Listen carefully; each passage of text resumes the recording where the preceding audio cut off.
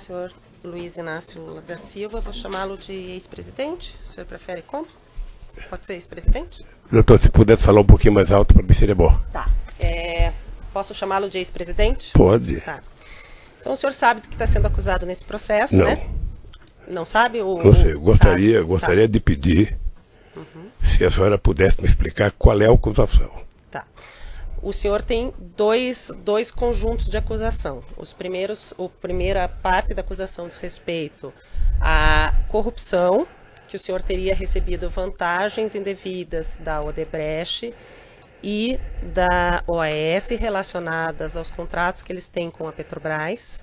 E um segundo conjunto de atos que seriam atos de lavagem de dinheiro relacionados à reforma do sítio em benefício ao senhor e à sua família, que foram feitos num primeiro momento pelo Bunline, num segundo momento pela Odebrecht, num terceiro momento pela OAS. Um resumo muito sintético seria isso. Não. Eu imagino que a acusação que pesava sobre mim é que eu era dono de um sítio em Atibaia. Não é Eu isso. passei. Não é isso. Não é isso que acontece. É ser beneficiário de reformas que foram feitas.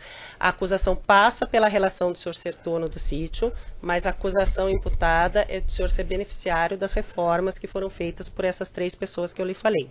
Bunline, Odebrecht e OAS. Mas, doutor, eu só queria perguntar para o meu esclarecimento, porque eu estou disposto a responder toda e qualquer pergunta.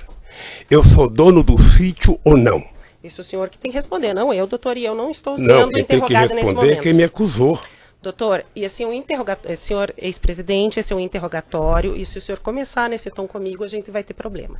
Então, vamos começar de novo. Eu sou a juíza do caso, eu vou fazer as perguntas que eu preciso para que o caso seja esclarecido, para que eu possa sentenciá-lo, ou algum colega possa sentenciá-lo.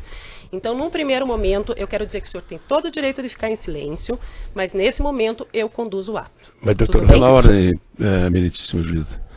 Nos termos do que dispõe a Constituição e as leis de processo penal, a excelência bem sabe, o interrogatório é o ato em que o acusado exerce a autodefesa. Sim, mas tem ele que não ter tem a mais absoluta liberdade para expor os fatos e indagar a respeito do que está sendo acusado. Pela ordem, doutor, que ele não, eu estou me dirigindo à meritíssima juíza, não estou falando com Vossa Excelência, não abro este diálogo lateral, estou falando com a meritíssima juíza. Você não vai me cortar. Eu estou me dirigindo ao juízo. Vossa Excelência quer substituir o juízo? Não, o senhor que está atrapalhando a condição da audiência, doutor. Se o senhor não... Eu posso fazer as perguntas ao seu cliente, o senhor orientou ele do que está sendo acusado nesse processo, ele está apto a ser interrogado, ou o senhor precisa sair dessa sala e conversar com ele e ele retornar? Absolutamente não. Eu só quero que ele tenha a liberdade de, nas formas da Constituição e da lei, responder da forma como ele acha adequado. Ele responde respondendo, não fazendo perguntas ao juízo ou à acusação. O senhor se sente apto a ser interrogado neste momento, senhor ex-presidente? Eu me sinto apto e me sinto desconfortável. Se o senhor se sente desconfortável, o senhor pode ficar em silêncio, como eu ia dizer. O silêncio do senhor não será usado em prejuízo à sua defesa. Se o senhor quiser responder as perguntas que primeiro eu vou lhe fazer, depois o órgão do Ministério Público e depois as defesas, o senhor pode responder. E quando é que eu posso falar, doutora? O senhor pode falar, o senhor pode responder quando eu perguntar no começo. Mas pelo que eu sei, é meu tempo de falar. Não, é o tempo de responder as minhas perguntas. Eu não vou responder interrogatório nem questionamentos aqui. Está claro? Está claro que eu não vou ser interrogada? Eu não imaginei que fosse assim, doutora. Eu também não. Como eu sou vítima de uma mentira há muito tempo. Eu também não imaginava. Eu imaginei então que agora... vamos começar com as perguntas. Eu já fiz um resumo da acusação e vou fazer perguntas. O senhor fica em silêncio ou o senhor responde? E o senhor Cristiano Zanin, eu não lhe concedi a palavra, eu vou fazer perguntas. Eu já lhe fiz o resumo do que o senhor está sendo acusado e agora quero lhe perguntar em que momento, primeiro momento que o senhor teve contato com esse sítio de Atibaia. Dia 15 de janeiro de 2011. Tá.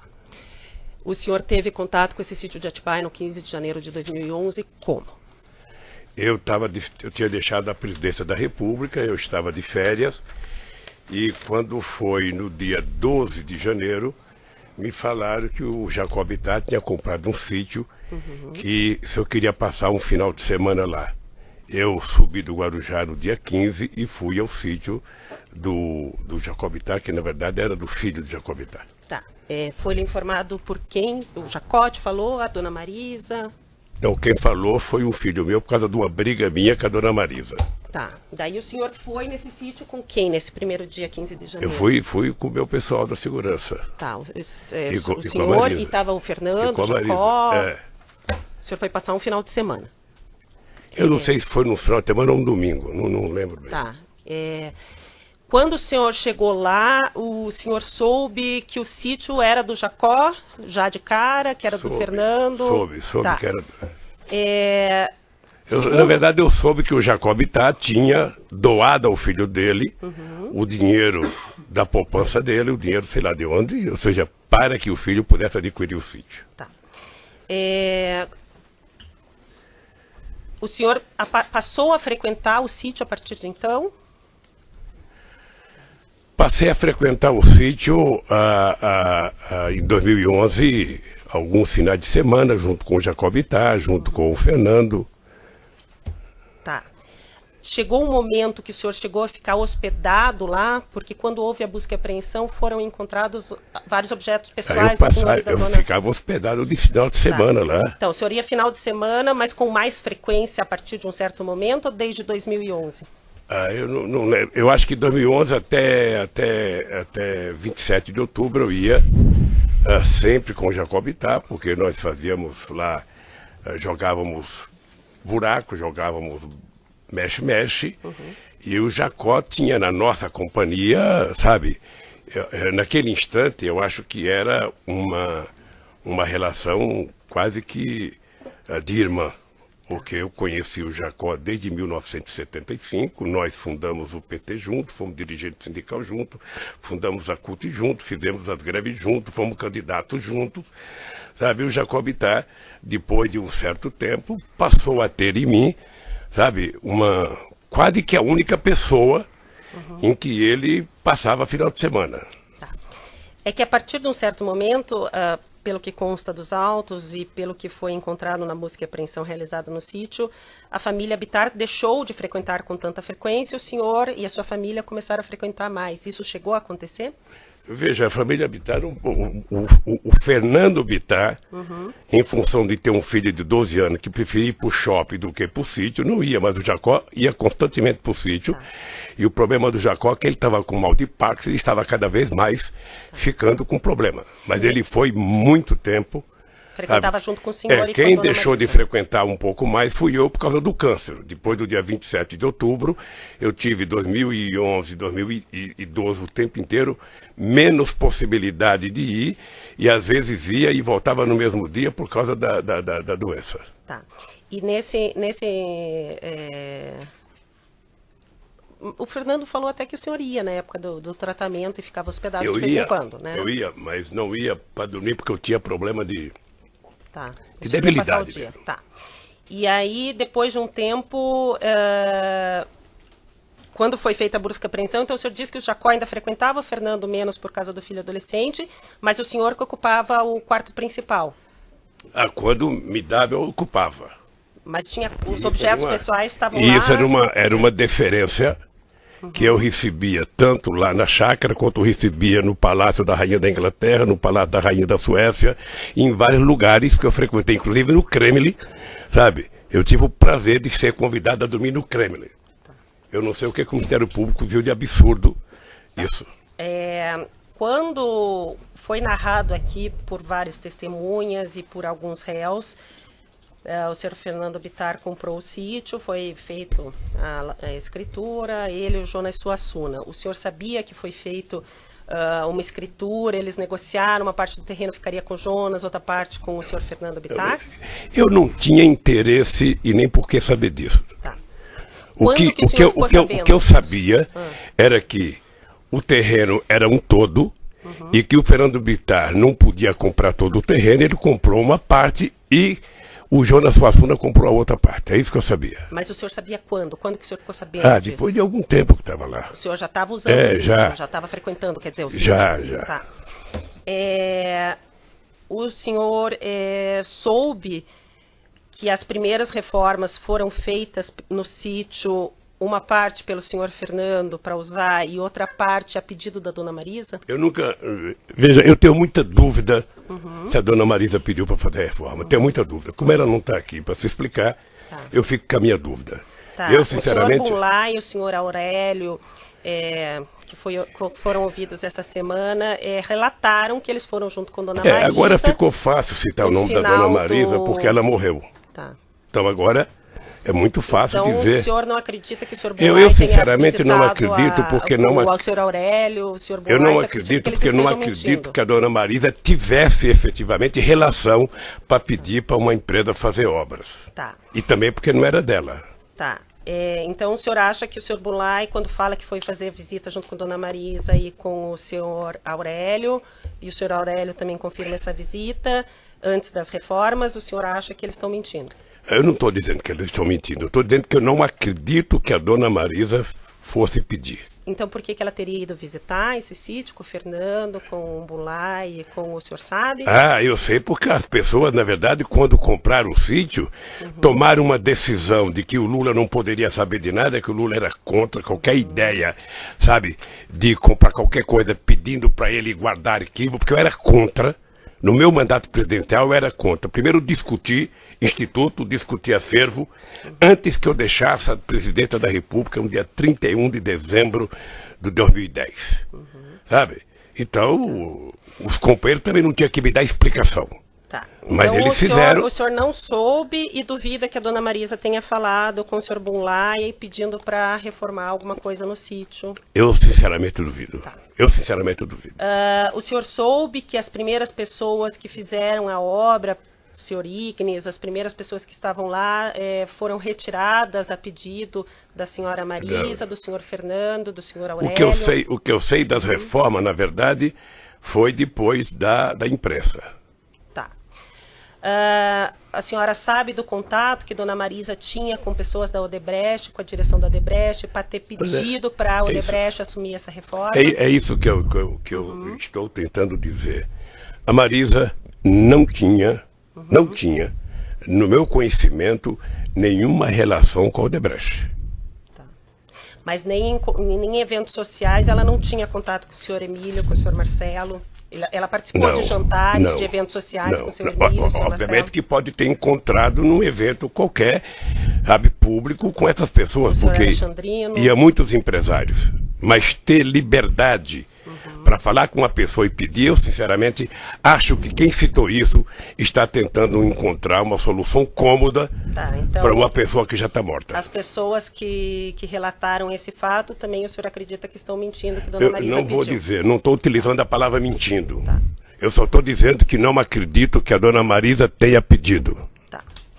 Com relação a parte que foi feita, o senhor já relatou, e eu ia perguntar isso no início do depoimento, ficou um pouco tumultuado, a questão da relação do senhor com a Odebrecht. O senhor concorda em usar o que já foi dito nos outros processos, no processo anterior, que é do apartamento e do... O senhor concorda ou o senhor quer que refaça algumas perguntas? Doutora, eu na verdade gostaria de falar outra vez o que eu já falei aqui para o doutor Moro, numa audiência.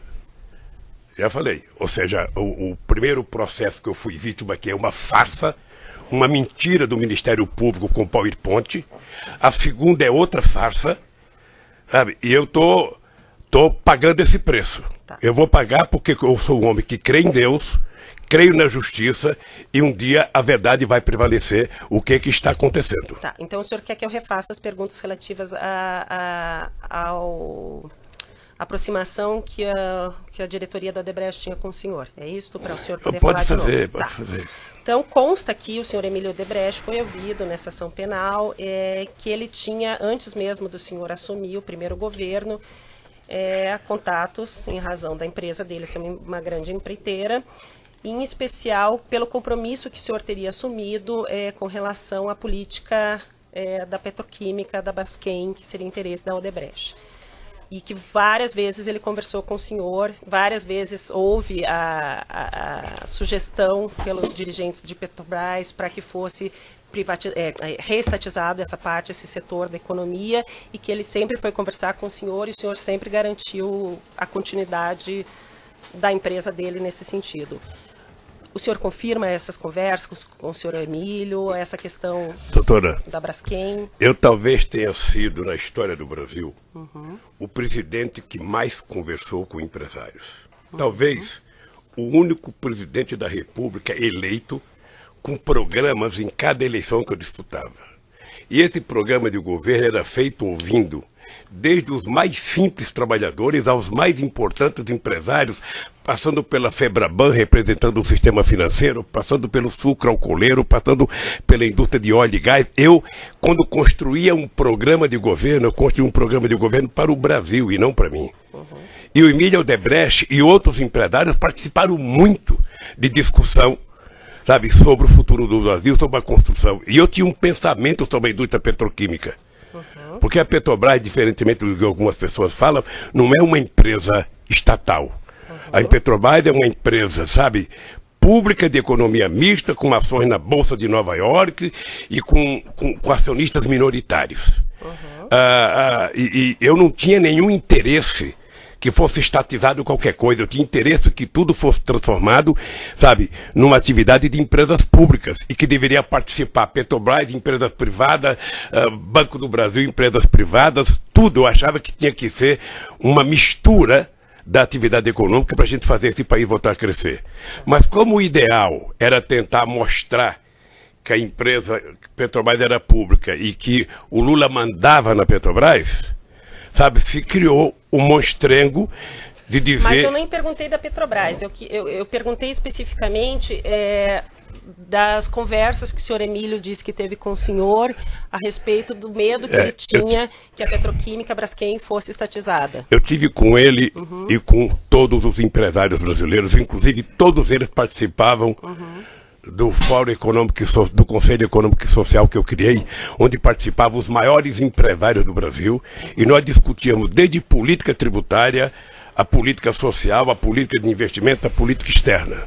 Tá. Sim, é por isso que o meu governo passou a ser... conversou com o senhor Emílio algumas vezes sobre essa questão da Braskem ou não conversou? Não era da minha alçada conversar. Tá. Ou seja, qualquer assunto específico de conversa com quem quer que seja, ou a pessoa conversava com o ministro da área, ou a pessoa conversava com a empresa fins. Tá. Então o senhor não conversou e não garantiu nada ao senhor Emílio em nenhum momento?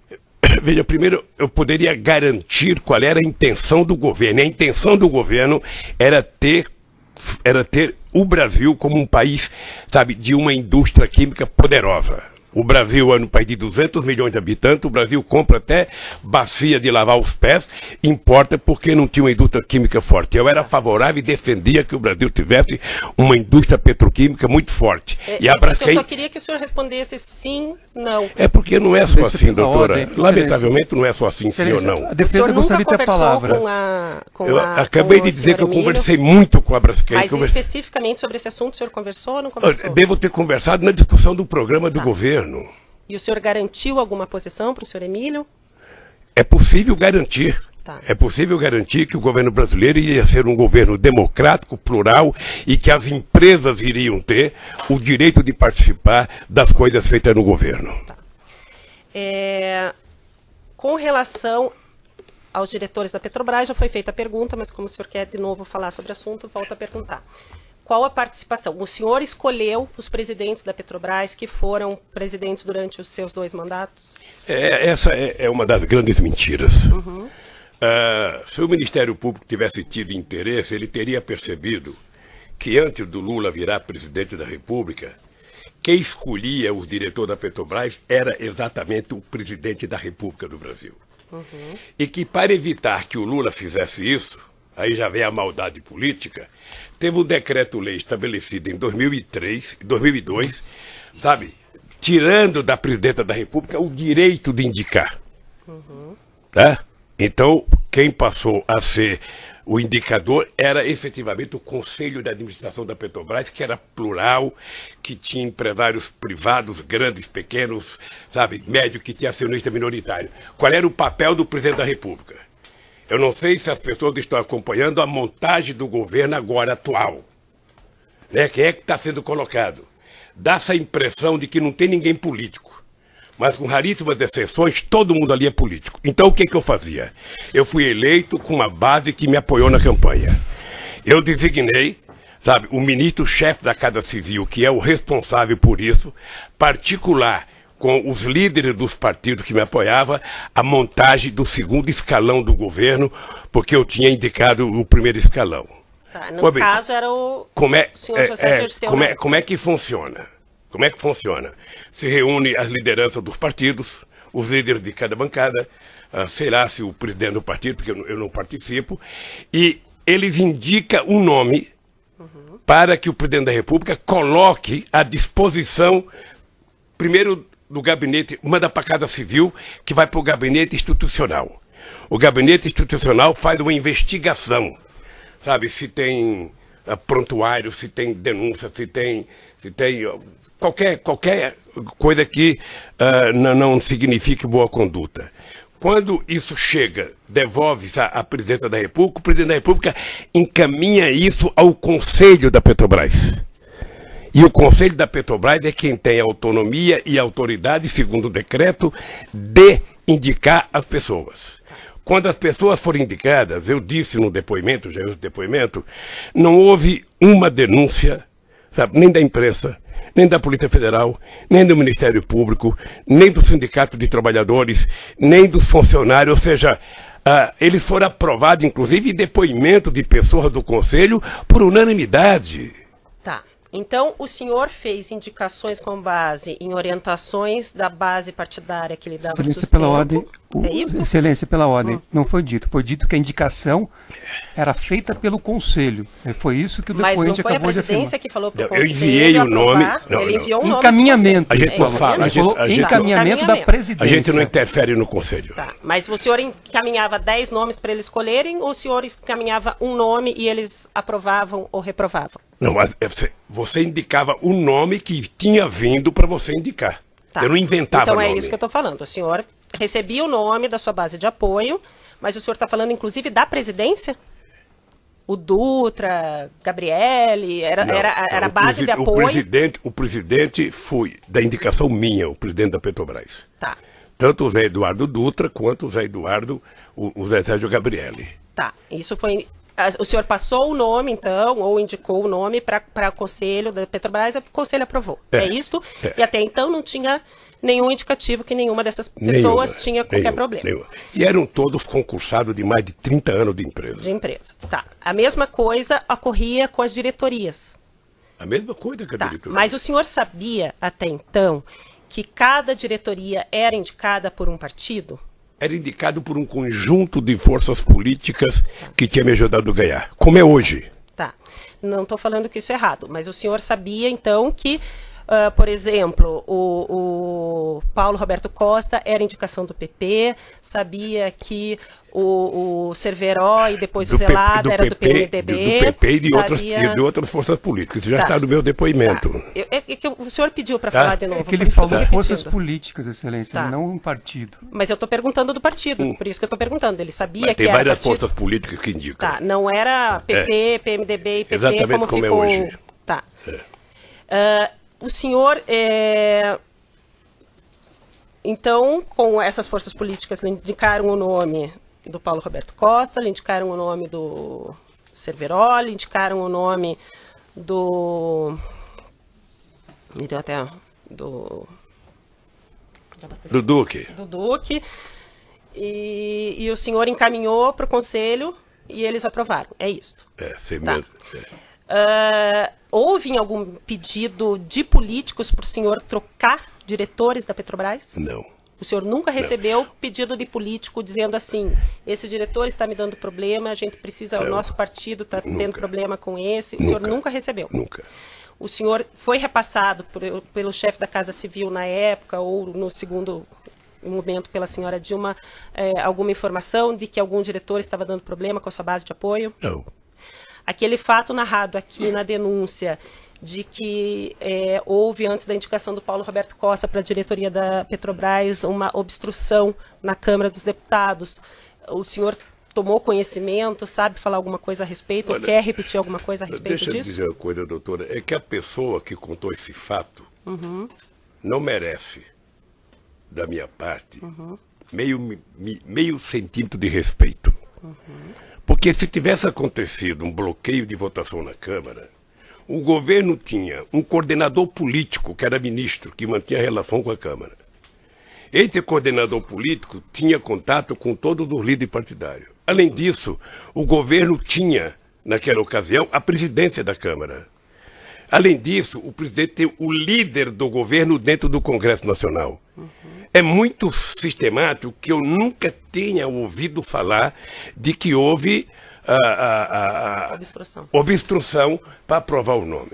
Então, o senhor nunca foram para o senhor falando que teve problema e que estavam obstruindo votações na Câmara? Eu, graças a Deus, nunca tive obstrução no Congresso por nenhum projeto. Segundo consta aqui na denúncia, dentre as várias reuniões que constam na sua agenda com o senhor Emílio Odebrecht, há uma reunião no dia 30, no penúltimo dia do governo do senhor, 30 de dezembro de 2010, que o senhor teve uma reunião com o senhor Emílio. O senhor confirma essa reunião? Não teve reunião, doutor. Tá, mas está na sua agenda. Não teve reunião.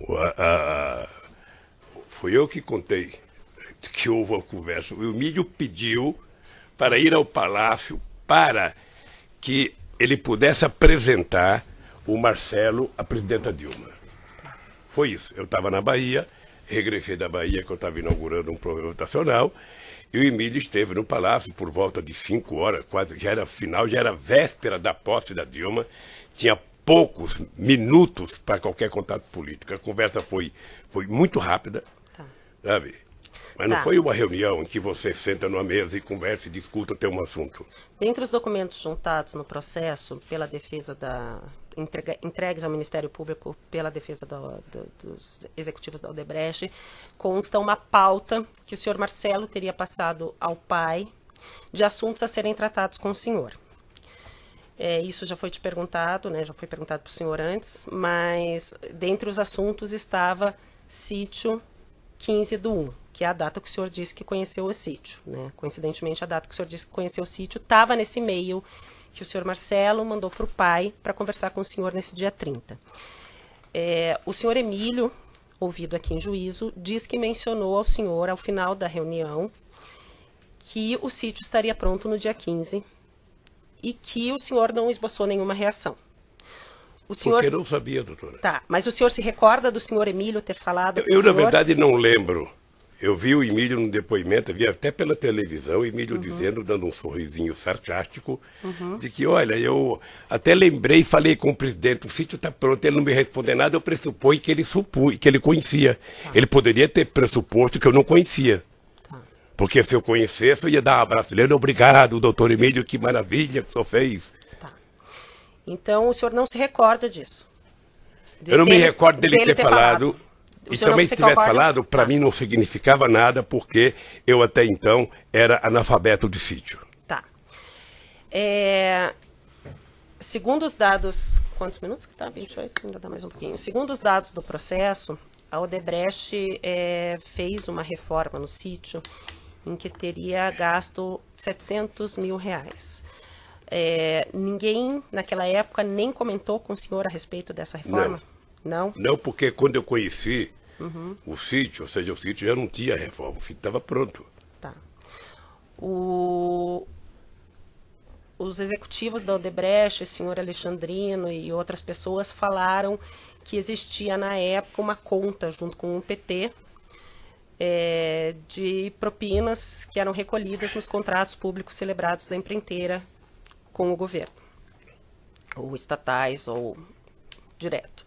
O senhor, em algum momento, teve conhecimento disso enquanto o senhor era presidente ou após a presidência? Na verdade, doutora, essa é a senha que foi criada no PowerPoint. É por isso que hoje eu vejo as pessoas falar, não, porque foi do Caixa Geral, qualquer coisa é um Caixa Geral, qualquer... Quer dizer, é que se construiu uma mentira, eu não sei se do empresário, de quem quer que seja, e passa a tentar jogar nas costas do PT, sabe, a responsabilidade por tudo o que aconteceu nesse país. A única coisa que eu tenho a tranquilidade é dizer que eu não sei quanto custou, quanto gastou, quem fez, por que fez e o que fez. Tá? Eu vou quem pode dizer isso é quem é o dono do sítio. Tá, eu vou interromper o áudio.